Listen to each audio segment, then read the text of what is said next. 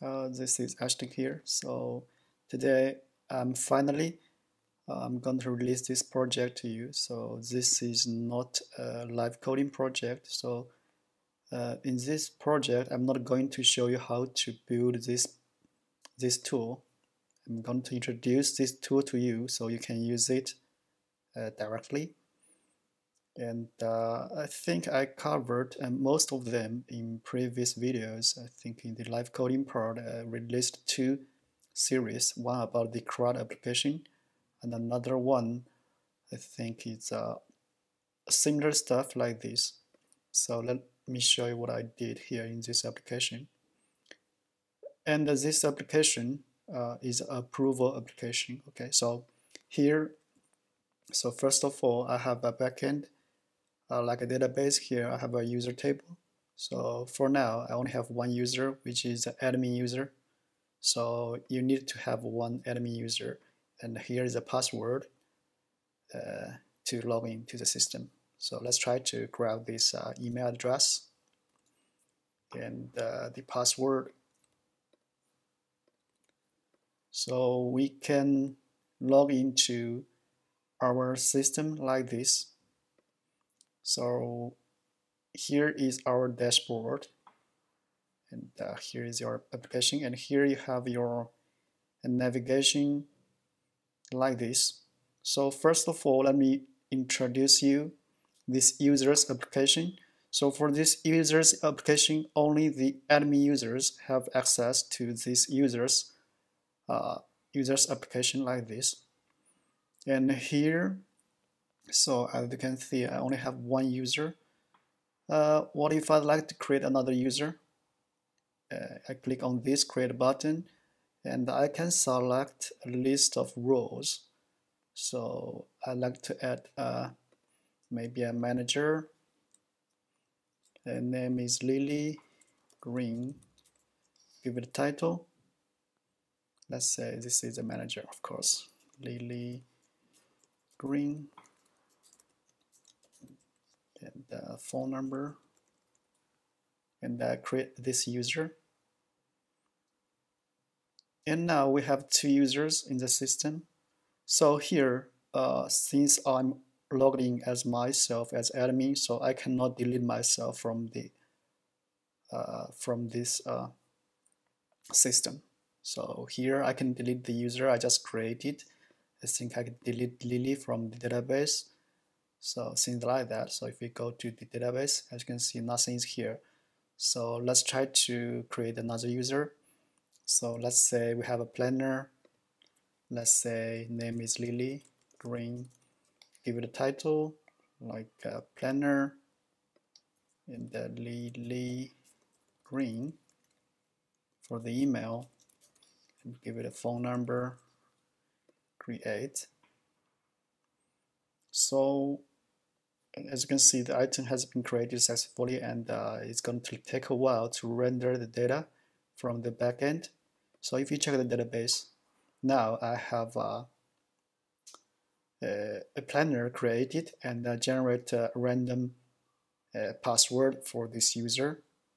So, and you can edit the information for this user. Like I'd like to change this robot to manager, and also change it to manager. And I can update this user from planner to manager. So if you check the database, now it's manager now, and change it to manager. So this is the user's application. So you basically can manage your users here in this application. And as I said, only the admin users can have access to create new users or update users like this way. Okay, so let me create another user. Let's say this is planner. Give it name Lucy. Lucy Green. Give it a title for the planner. And Lucy Green. So I'd like to create two users so I can run some tests. So 1, 2, 3, 1, 2, 3, 1, 2, 3. So now we have 3 users here. So you can add more users if you like. Okay, maybe one more. Let's give it as a user, and the name for Jim Green. Let's say title is engineer. Email Jim Green, gmail.com. Give it a phone number 123 123. All right.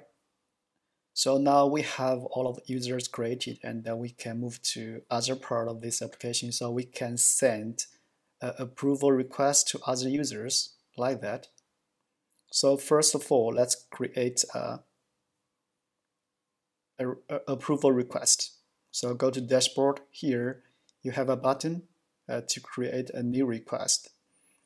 So I'd like to assign this request to maybe, so of course you cannot assign a request to yourself. So that's why you only you can see, let's say we assign this to Jim.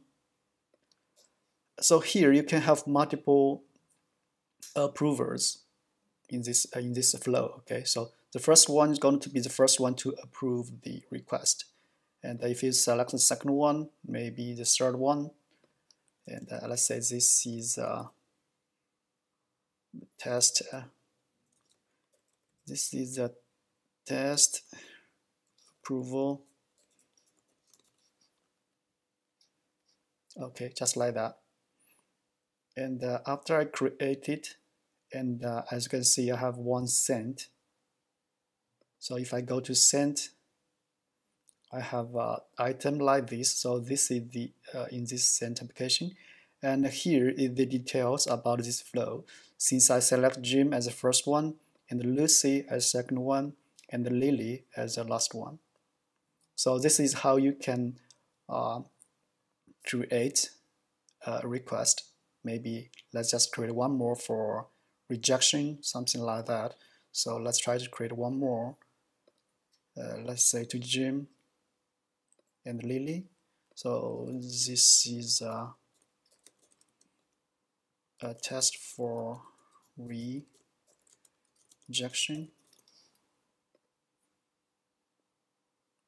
And then let's create one more for maybe for the forward. So let's say Lily, Lucy. No, let's say Jim and Lily. Jim and Lily. So this is a test for forwarding. Let's create it. So now I have 3 sent requests like this, right? 1, 2, 3. So if you check the database at the back end, we have 3 items here created in this approval tab here. Okay, so all of this information is saved here. So now we need to change our account. All right. So I have this. I sent 3 requests, and now all of them are pending on Jim. So I'd like to log in with Jim's account. So to do that, I need to log out and paste Jim's email address here. And what's the password for Jim? Jim. Okay, this is the password for Jim. And let me log in. So as you can see, Jim has 3 requests, which is received. So if I go to the received, I have 3 items here. So here you can approve this request. You can reject the request, and you can forward this to another person, right? If you don't want, if you are not the proper approver for this request, you can forward it to someone else. Okay, so let's try to do the first. So let's approve this one. So approved by Jim. So let's just approve it. So now this item is gone because you're not this request is not depending on you anymore. So it's removed from this list. And for the second one, let's reject this one. So, sorry, rejected by Jim. And if I reject this one, the flow is going to be ended, okay? And for this one, I'd like to forward it to someone else. So I'd like to forward to, I think I cannot forward, this is the bug here, I cannot forward this to the requester, so this should be removed. So I can only forward it to Lucy. And yeah, this is test forwarding. And the forward. So now it's gone.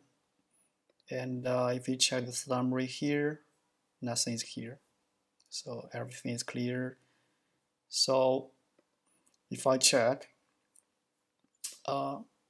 now this request now pending on Lucy, right? And one of them, because it's reject, so I'd like to log in with Lucy's account. Lucy, and what's the password for Lucy? Lucy.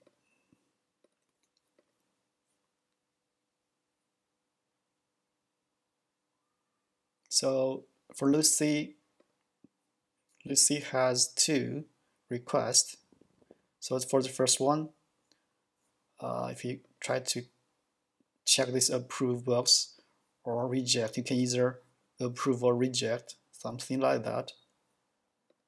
So let's say I'd like to approve. So as you can see, this is approved by Jim, and this is a comment from Jim, and this is the action Jim did. It's approve this request. Now it's pending on Lucy, right? And I log in as Lucy, and let's say approved by Lucy. And the last one, it should be approved or rejected by Lily. So for this one, okay, this one is forwarded from another user, so I'd like to reject it. So I only want to test one request rejected by Lucy. So I'm sorry. So this is the approve button, but I put a reject message in that way. So it's still approved, even I entered a message reject, but it's approved and not a big deal. So right now I cleared all this stuff here, and you know, here I can also create maybe I can create a request to myself. So this is a test to Ashton, something like that. So this request is created by Lucy, right?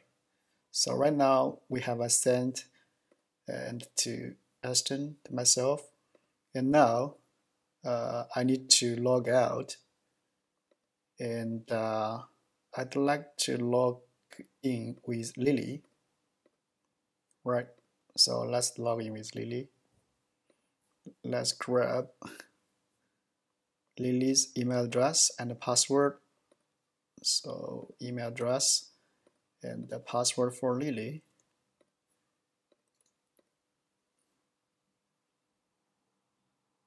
So I have 2 pending items like this. And for this one, I like to say approved by Lily. So even here, this message is doesn't make any sense. It's rejected by Lucy, but it's approved.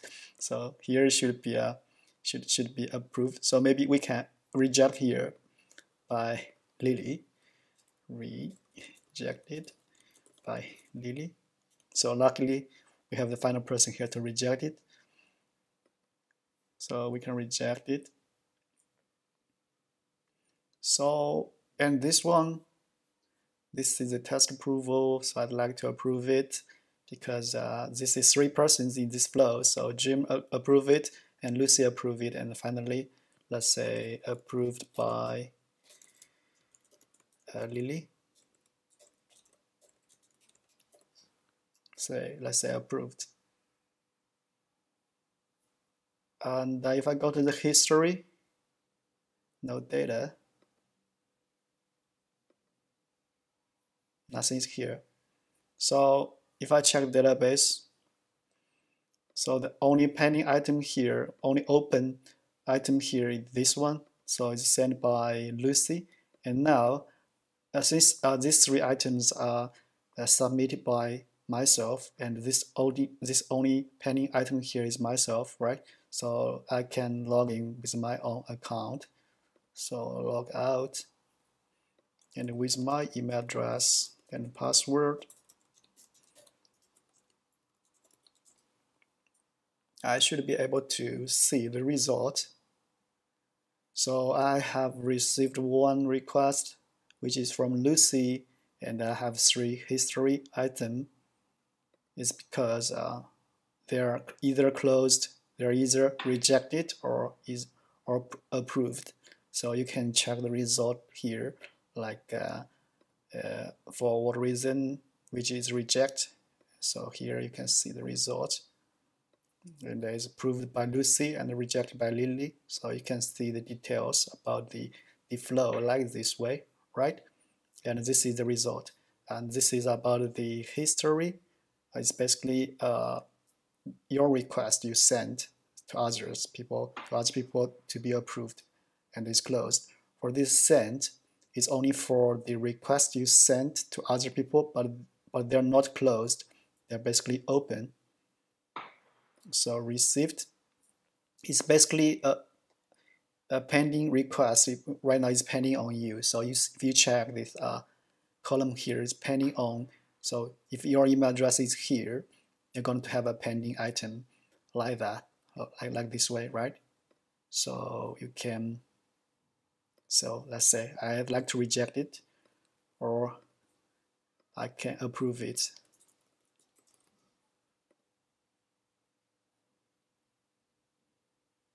All right, so now no pending items here, and no pending items here. So all of your items are closed. They're in history, right? And if you check the database, all of these items are closed, either approved or rejected. So this is basically all the functionalities I built for this application. And as you can see, even this process and this application is a very simple application, but it involves all of this kind of stuff we built, like a CRUD application we built before. So this users tab, this users application is basically, typically, this is create, right? And this is read data from backend, and this is the edit functionality, and this is delete. And also, you can search if I'd like to search for myself. And yeah, as you can see, I can search the users from the database like this. Yeah, I'd like to search for Jim. So this is the functionalities you can use. And I'm taking this project as an example, and it cannot fit for all of you guys. So so basically, I think every people may have different requirement. So basically, this is just the idea. And if you want to use something similar like this, and you want to use this tool or this project, and I think you can do a little bit of modification. And for most of the functionalities, I think you can use it just like what I did here to show you what you can do in this application. All right. So maybe let me share something you can change in this application. It's not easy to change, I have to say, but if you followed my videos to do the CRUD application part and another part about this view application with Google Apps Script, and I think you should be able to find the way to do the modification and add more functionalities or features to your application like this. So this is just I think it's a good example for you to start with. Okay, so if you try to build more complicated stuff with Google Apps Script, I think this is a example for you to start with. Okay, and something I like to share here. So if I log out and I log in, I didn't show you. If I logged in with a user which is not admin user, like not sure it's Lucy. Let's try Lucy. So Lucy, email address for Lucy is this one.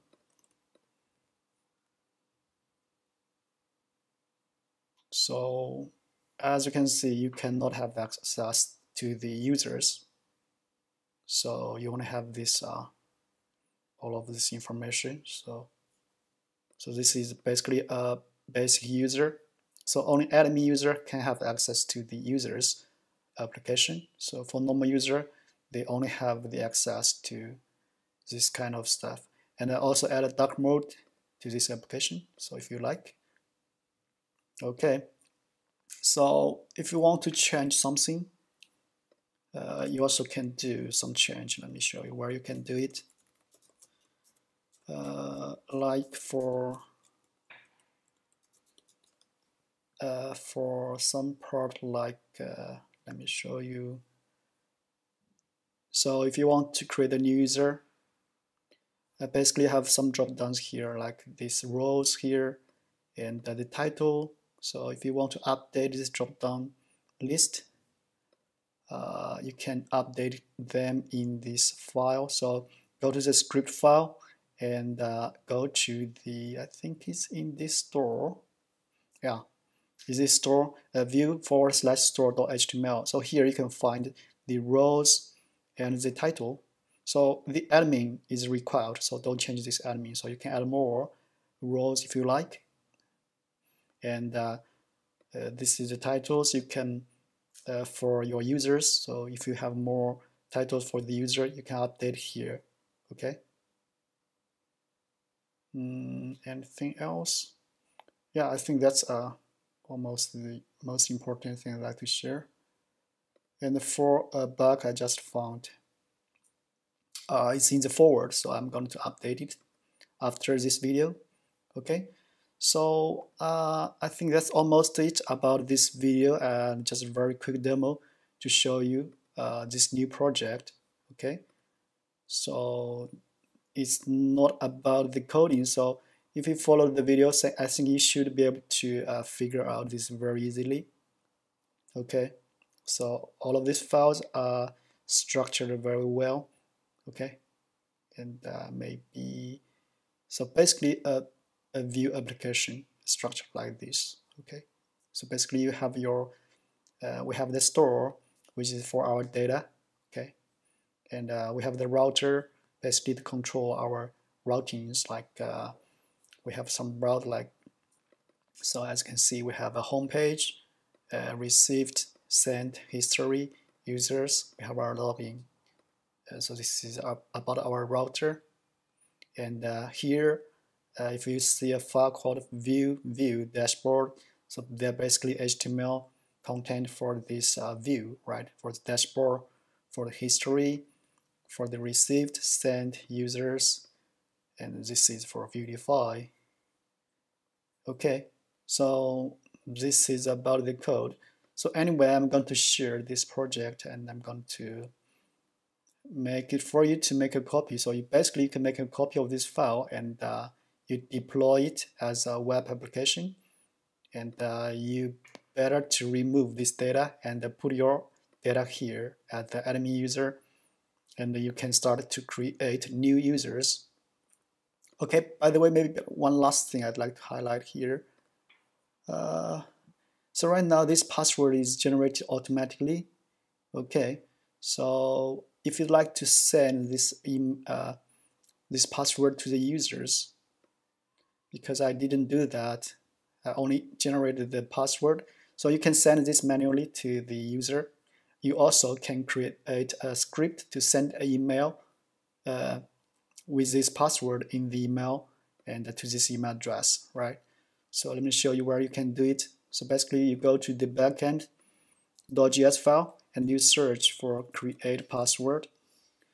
So here I generated the password, a random password here. So this is the password. Every time you create a new user, you're going to generate a password for the user.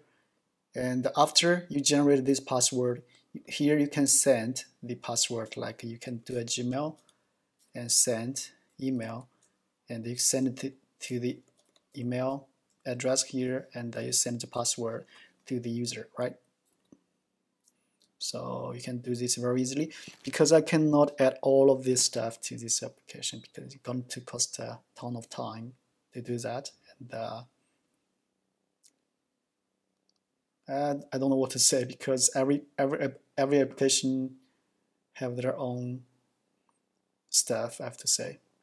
So I think that's it for this video, and I hope you can start using this tool, right? So that's it, and see you in next one.